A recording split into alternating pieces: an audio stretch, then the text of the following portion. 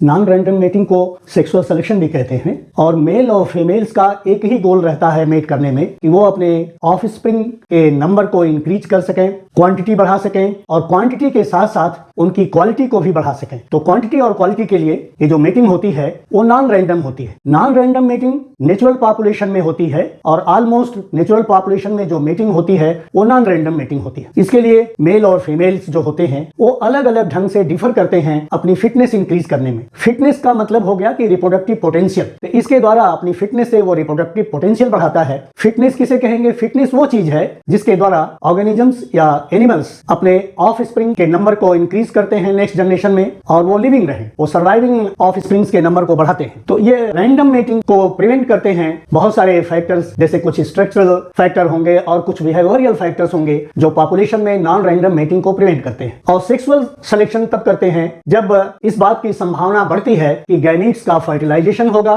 तो उस समय जाके एनिमल्स के अंदर या ऑर्गेनिजम्स में कुछ एक या एक से अधिक इनहेरिटेड फैक्टर्स ऐसे होते हैं, वो इनहेरिटेड फिनोटाइप्स या कैरेक्टरिस्टिक्स इस बात की संभावना को इंक्रीज करते हैं कि सेक्सुअल सिलेक्शन होगा। तो एक तरह से ये जो सेक्सुअल सिलेक्शन है एज ए मैकेनिज्म फंक्शन करता है नॉन रैंडम मेटिंग का, और ये इंश्योर करता है कि ऐसे ऑर्गेनिजम्स जिनके अंदर अच्छी कैरेक्टरिस्टिक्स है, अच्छे ट्रेट्स हैं या जिनकी फिटनेस बहुत अच्छी है, जिनका रिप्रोडक्टिव पोटेंशियल बहुत अच्छा है। रिप्रोडक्टिव पोटेंशियल को फिटनेस से समझिए कि जो अपने ऑफ स्प्रिंग को ज्यादा प्रोड्यूस कर सके और वो सर्वाइविंग हो, ऐसे को वो प्रोड्यूस करें। और जब जिनके अंदर रिप्रोडक्टिव फिटनेस अच्छी होगी, उनके इंडिविजुअल्स ज्यादा प्रोड्यूस होंगे, तो नेचुरली वो अपने एलिल्स को नेक्स्ट जनरेशन में पास करेंगे। और ऐसे इंडिविजुअल्स जिनके फिटनेस नहीं अच्छी होगी, जिनका रिप्रोडक्टिव पोटेंशियल कम होगा, ऐसे इनके अंदर जो एलिल्स होंगे वो नेक्स्ट जनरेशन में कम पास होंगी और धीरे धीरे वो समाप्त भी हो जाएंगी। तो कौन कौन से ट्रेट्स हैं या कैरेक्टरिस्टिक्स हैं जो नॉन रैंडम मेटिंग को प्रभावित करती हैं? ये प्लांट्स और एनिमल्स दोनों में मिलती है नॉन रैंडम मेटिंग। और इसके कुछ एग्जांपल्स हैं, जैसे फ्लावर्स जिनमें इंक्रीज साइज के पेटल्स होते हैं, वो कलर्ड होते हैं, और ऐसे फ्लावर्स जिनमें इंक्रीज अमाउंट ऑफ नेक्टर होता है। तो ये एक ऐसा कैरेक्टरिस्टिक है, ये एक ऐसा ट्रेट है, ऐसा फैक्टर है जिसके कारण इंसेक्ट्स और बर्ड्स उनके ऊपर आते हैं और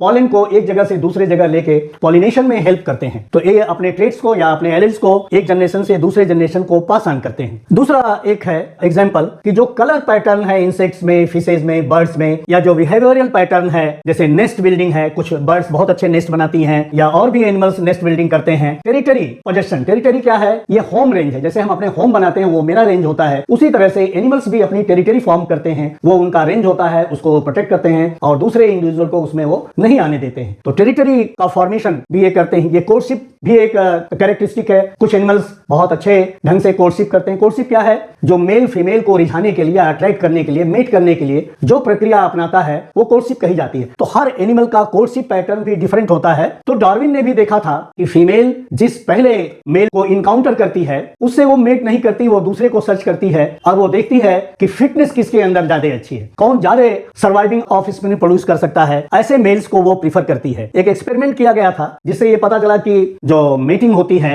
वो नॉन रैंडम होती है। तो उस एक्सपेरिमेंट में फ्रूट फ्लाइज, जिसको ड्रोसोफिला आप कहते हैं, इक्वल नंबर में व्हाइट आइड और रेड आइड मेल्स और फीमेल्स को लिया गया था और 25 जनरेशन के बाद ये पाया गया कि जितने व्हाइट आइड इंडिविजुअल्स थे सब उस पॉपुलेशन से एलिमिनेट हो गए और जो फीमेल्स थी, चाहे वो रेड आइड थी चाहे वो व्हाइट आइड थी, उन्होंने रेड आइड मेल ड्रोसोफिला से मेट करना प्रीफर किया। तो इसे पता चलता है कि मीटिंग जो होती है वो नॉन रैंडम होती है, मीटिंग रैंडम नहीं होती है। तो डार्विन ने इसको सबसे पहले इस टर्म को यूज किया एज सेक्सुअल सिलेक्शन। तो सेक्सुअल सिलेक्शन या नॉन रैंडम मेटिंग जो है वो मेट को पाने का एक कंपटीशन है और इसको नाम दिया गया सेक्सुअल सिलेक्शन। कुछ लोग कंसीडर करते हैं कि जो नॉन रैंडम मेटिंग है या जो सेक्सुअल सिलेक्शन है वो नेचुरल सिलेक्शन से डिस्टिंक्ट है, भिन्न है, अलग है। और कुछ कहते हैं, कुछ यूनिवर्सिबॉलिस्ट के अनुसार ये जो नॉन रैंडम मेटिंग होती है या जो सेक्सुअल सिलेक्शन होता है वो इसका एक सब टाइप है नेचुरल सिलेक्शन का। तो कुछ एक फैक्टर, बहुत सारे जो फैक्टर्स हैं उनमें से कुछ एक फैक्टर वो इंडिविजुअल की या ऑर्गेनिजम्स की फिटनेस को इफेक्ट करते हैं और उस